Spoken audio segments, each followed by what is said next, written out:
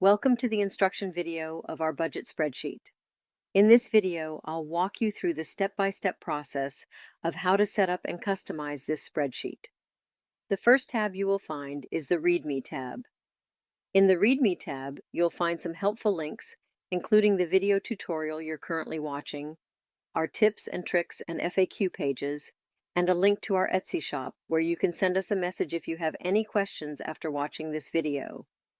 You will also find quick instructions and some spreadsheet information. If you ever want to start over, you can click the New Template button to create a new copy of the original spreadsheet.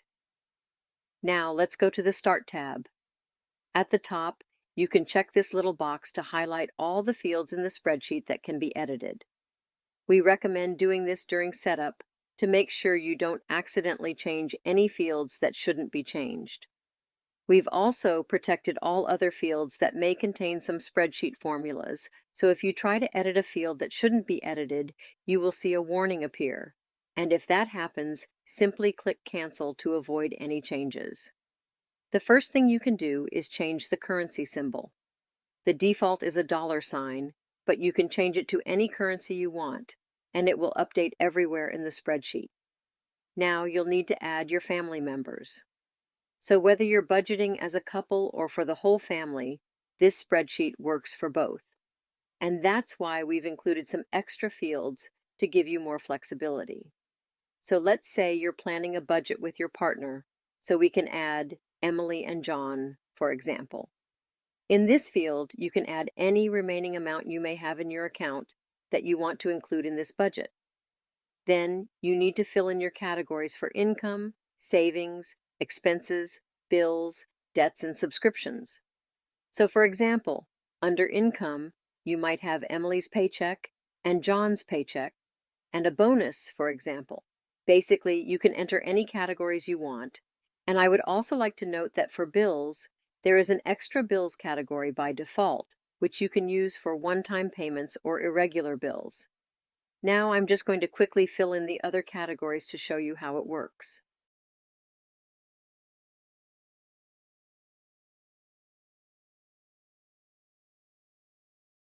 Now let's go to the budget tabs. And as you can see, there are 12 budget tabs, one for each month of the year. And basically, you can start on any month and any year. You just have to change it in this first tab, and then it will show you 11 consecutive months after that. So for example, if we start in January, you'll see that the other tabs will adjust to show the following months accordingly. Now, as you can see, the categories we entered on the Start tab have been updated in each budget tab. And the next step is to fill in the planned amounts for each category. So for example, let's say you both expect to receive a paycheck of $2,000, and you can also expect a bonus of $500. Now you should basically distribute this income across savings, expenses, bills, debts, and subscriptions. Here you can see that we currently have $4,500 available for budgeting. And if we add some amounts for expenses, for example, you will see that the amount left for budgeting will start to decrease.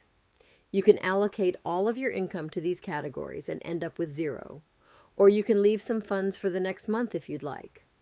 Now I'll quickly fill in these budget amounts for the remaining categories.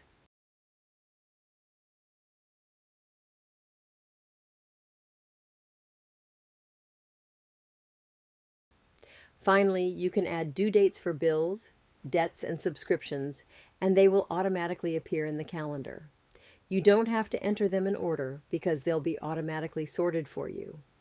Now, it might be good to know that we've linked all the other budget tabs with the first tab, so these planned amounts and due dates that you entered on the first tab will be automatically pre-filled in all the other tabs, and you can freely adjust them for each subsequent month if needed. We've also included a rollover option, so if you want to use leftover money from the previous month, you can just check this little box.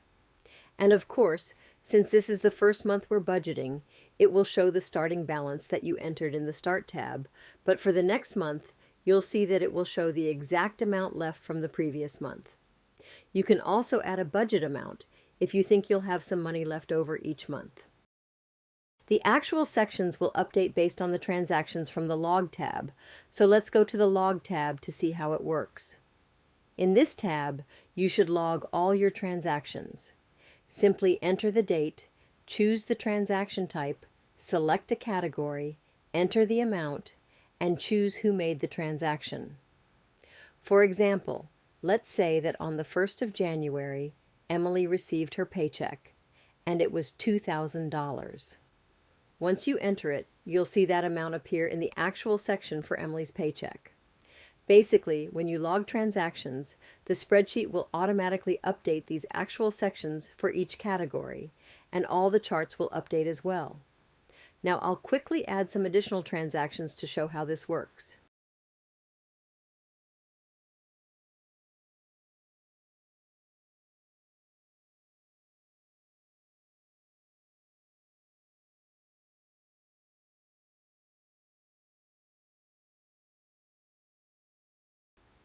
Now, if we go to the Budget tab, you can see that the actual sections and charts have been updated. Here you can see how much money you have left to budget and spend, as well as your total income and spending for the month. You can see how your balance has changed throughout the month, and you can compare your planned and actual amounts. You will also be able to see the distribution of your income by different categories and the distribution of your spending on savings, expenses, bills, debts, and subscriptions. In addition, you can see your top 10 spending categories. Now let's go to the Calendar tab. As you can see, the bills are already shown on the calendar based on the due dates we entered on the Budget tab. Also, these bills will be sorted in chronological order for you, and basically all you have to do is update the month and year here at the top, and during that month when you pay your bills, you can simply check these boxes, and you'll see that the paid bills will be highlighted so you can easily see what's been paid. Now you can also choose whether the week starts on Sunday or Monday. You can add your pay days. So for example, Emily's paycheck might be on the 1st of the month, and John's paycheck could be on the 7th. And you'll see that these paydays also appear on the calendar. We also recommend creating a template for the Calendar tab, because this way you won't have to uncheck these boxes for each new month. And it would also be a good idea to leave these extra bills empty for the template. And then for each new month, when you make a duplicate, you can just add specific extra bills that may appear in that month. So basically, to create a template, make sure these boxes are unchecked and you haven't put any extra bills in yet, and just right-click on the tab name and select Duplicate, and you can also rename the Calendar tab. Now, all you have to do is update the month, so let's say it's currently January 2025, and also you might have an additional bill for January. For example, it could be an annual bill that's due on the 5th, and you'll see the annual bill appear on the calendar. So when paying bills, simply check these little boxes, and the calendar will automatically update, highlighting the paid bills. For each new month, simply delete the Completed Calendar tab and duplicate the template for the next month. Now let's go to the Household tab. This tab works completely automatically for you, and you don't need to enter any additional information. So basically, in this table, you'll be able to see the totals for each family member across these categories. You can compare the total income versus spending for the entire year. And you can also compare income month by month, savings month by month, and so on. In addition, you'll be able to see who earned the most money, spent the least, and saved the most. So again, everything on this tab automatically updates based on transactions from the Log tab. Now let's go to the Annual Dashboard tab. So these two annual tabs work completely automatically for you.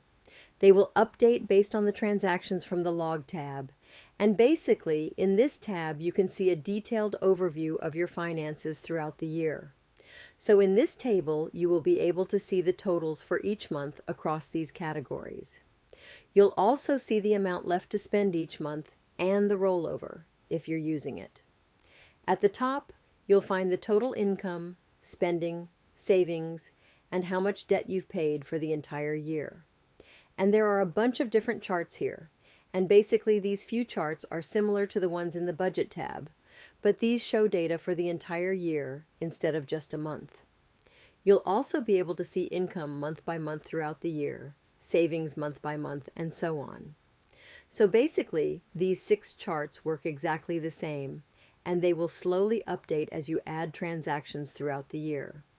And additionally, on this chart, you can compare total income versus spending for each month of the year.